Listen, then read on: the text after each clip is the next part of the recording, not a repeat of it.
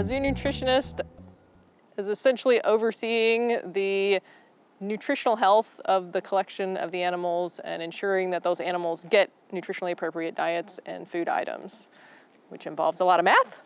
So I do a lot of math. It involves a lot of science and anatomy, understanding those species as they've evolved, understanding their physiology, understanding their natural adaptations for getting feed, processing feed, utilizing feed, understanding the requirements that animals have. Unfortunately, or maybe fortunately for those of us that like research, we don't know a lot about the nutritional details of many of our amazing and unique species, but we do know a lot about model species. I had a very roundabout way to get into this field. So I'm in zoo nutrition. There isn't really a course that you can take. There may be one or two around. A zoo nutritionist decides to go and work at a university and do a course. But in generally, we find ourselves sort of matriculating in that direction just based on our interest, our love, our passion for the animals, liking to solve a problem, because this is not an easy or repetitive job. We have thousands of animals with amazing and numerous weird adaptations that we have to address, and sometimes that we just have to figure out, because again, no one may have ever tried to look at the nutritional components and the microbial population of the stomach of a sloth, because it's not like anything that we have utilized as a pet or as a livestock, something that we encounter in large numbers over a long period of time. So there's a lot of problem solving involved, which is something that I always enjoyed. If you like math, you like being busy, you like never being bored, you enjoy the problem solving, because it can be very intimidating when you're faced with something that no one really knows and you're having to piece together a variety of pieces of information. Okay, who has done a study on this animal in the wild? Okay, I have like one study in where someone observed that it ate these items.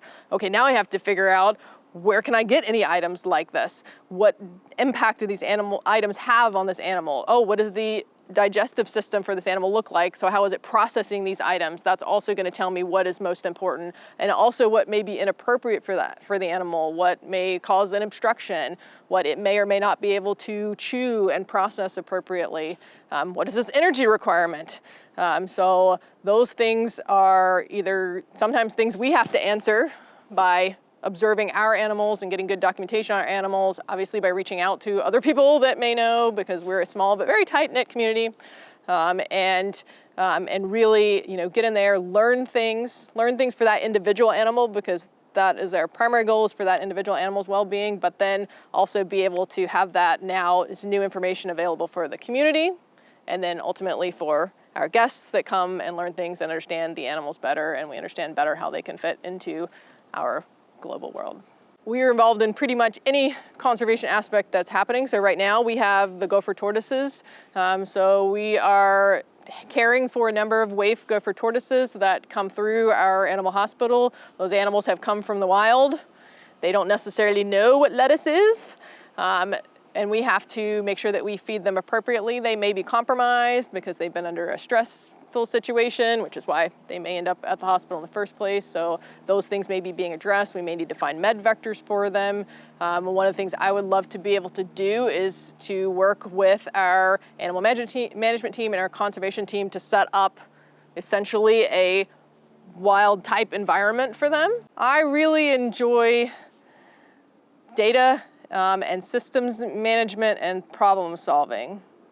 So some of the areas I think that may be the most involved with that, besides the animal hospital, and although when I was a kid I did want to be a veterinarian, I didn't want to be around sick animals all the time. I wanted to work towards healthy animals, so that's kind of also how I got into nutrition. So as fascinating as being a veterinarian would be, I think it would make me sad. But maybe working on some of the behavioral side of things. They do a lot of, so more the experimental design side of the behavior to help to develop tools for them to be able to use, because they're doing a lot of similar things that we do to nutritional science, having to have observations, having to set up repeated observations so that you can see patterns, and then of course have that problem solving come in. Okay, we see this pattern, how does that relate to the animal's naturalistic behaviors? I like best about my job that it is never boring. I've been a zoo nutritionist for almost 15 years now, And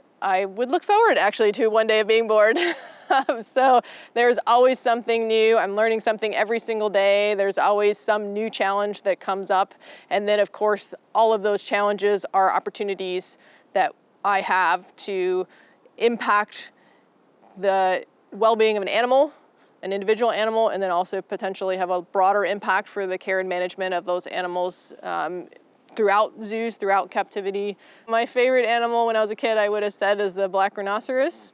I have had an amazing opportunity to work with them at both of my institutions, including here where we had a baby black rhino a few years ago, which is amazing. It is an amazing species. It has lots of challenges, including nutritional challenges. So I hope that I will continue to be solving problems for the zoo nutrition community.